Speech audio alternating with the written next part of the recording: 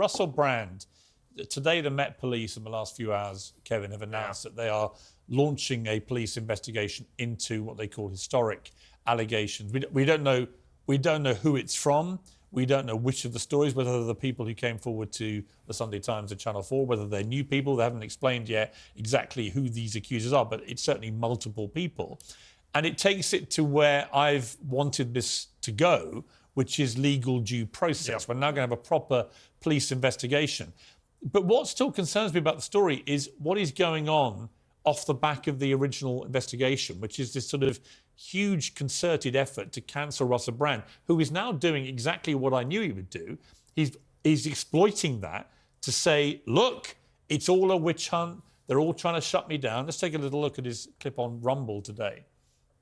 Plainly, this is a story that is much bigger than me. Plainly, the Trusted News Initiative has an agenda, an explicit agenda to throttle and choke independent media. Plainly, the government are reaching out to ask big tech platforms to suppress the voices of content creators from independent media outlets, particularly those that are dissenting. And as you have seen, many of those media organisations have been willing to comply. Now, Esther, this is all heading to a very dark place, I think. You now have Russell Brand facing a serious police investigation into rape, sexual abuse, all sorts of very serious allegations. But he's just carrying on like nothing's happened. He did a 2-hour rant today with all sorts of conspiracy-fueled stuff, his normal sort of shtick. What do you feel about the way he's behaving in light of his allegations? There's no apology, there's no clarification, there's just this ongoing, no, it's all a witch hunt. And also the way the world is responding to these allegations. Yeah, well, I saw this coming because this is why I said originally these women should have gone to the police, because now we live in an era when someone is being attacked like this, it's automatically a conspiracy. And I just think there's nothing that particularly special about Russell Brand. He's not an intellectual luminary for the likes of CNN or any of these massive media corporations to be scared of. The reality is he has been accused of something very serious, and the law should play out.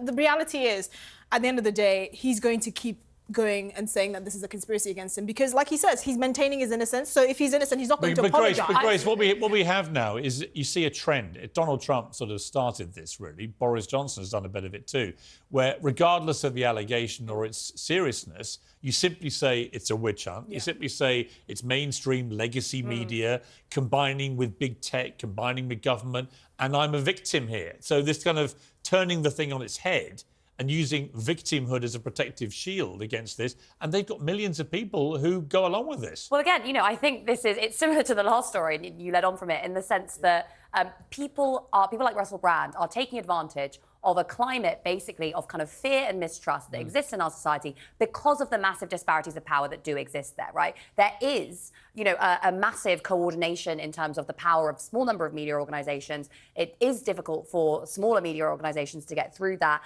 There are, you know, a lot of very troubling things that have been, you know, done or covered up by people at the top of our society, whether we're looking at, you know, billions of dollars distributed to private corporations during the financial crisis or COVID or whatever. People know that the people at the top of our society do not have their best interests at heart and often lie to them about what is actually going on. And that is what fuels conspiracies. And Kevin, the trouble is, when we had the chair of the parliamentary committee, Caroline Dinenage, I think it is, when she wrote to the bosses of all the big tech companies to say, you've got to stop monetising this guy, that kind of overreach by politicians plays completely into the hands of Russell Brand and his followers.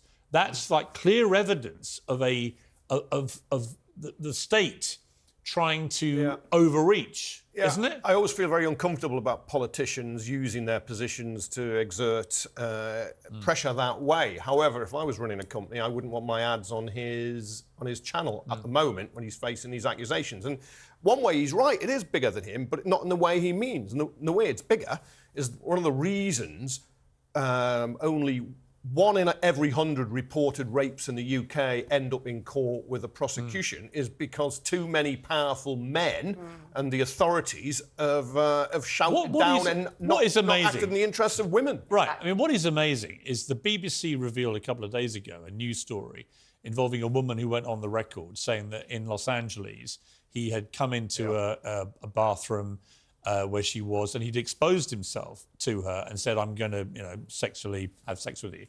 And she said, no, you're not, and was disgusted and whatever. And she's only now come forward and said it. Again, allegations. Yeah. But what's extraordinary is then 25 minutes later, he's on the airways on the BBC joking about this and saying, the guy says 25 minutes ago you were showing a woman your willy, right? Yeah. So the BBC's got this big archive now of stuff where they've just broadcast almost confessional stuff from Brand about this stuff. Why were they not doing more standards and practices at the time? Mistakes, frightened, in awe of him, whatever it is.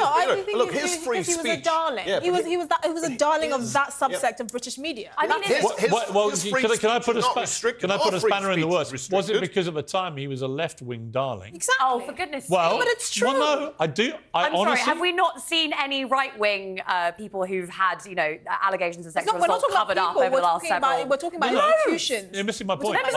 Missing my point. The left wing decided he was a superstar. He attended Guardian editorial conferences, sitting next to the editor, Alan Rusbridge, who's now outraged by him.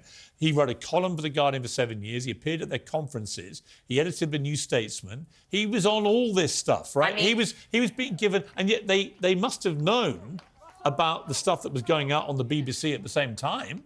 I mean, did no one at the Guardian think, hang on, he's exposed himself to a woman? There was a culture of permissiveness where powerful men could joke about sleeping and abusing and flashing to women. It was all considered a laugh. If you go back in British TV, think of Benny Hill. Yeah. All right, just think of it. It can come up.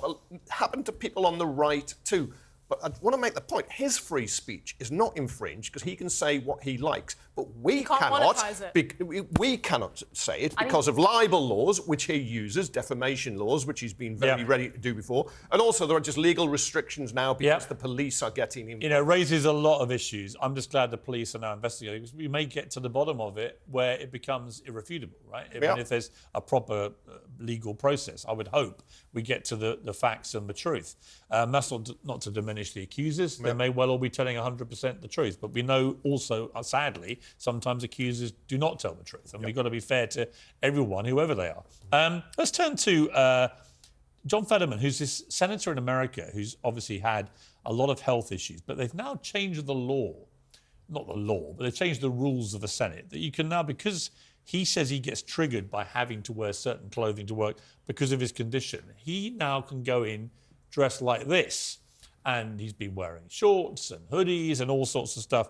I mean, Kevin, even you now appear on television in a smart way. Even you put a jacket and shirt on, right? Even you?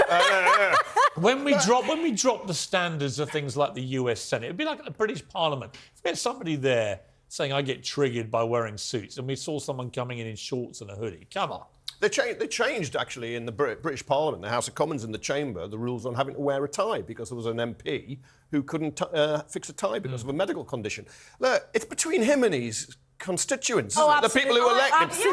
That is it. I'm sorry, if they are happy to elect him, he can wear what he wants. He can go in a pink tutu for all I care. He cannot go in public and moon members of the public or pull down his trousers. Well, I'm sorry. The reason why you need to act and dress like you have respect for the office that you occupy. It's not very difficult to put on a shirt. My mother always... I'll tell you. Hang on. What about freedom of expression? We have freedom of speech, freedom of thought, freedom of expression. House. Those are supposed to be... No. Those are the liberal rights upon which democracy, British democracy, was founded. We are on this show all the time talking about the importance of free speech, the importance of protecting against the despotism of the state. Freedom of expression falls into that category as well. Let people do what they want and stop being so snowflakey about people's personal choices. My mother always said to me, dress as if you're going to meet the Queen. Okay.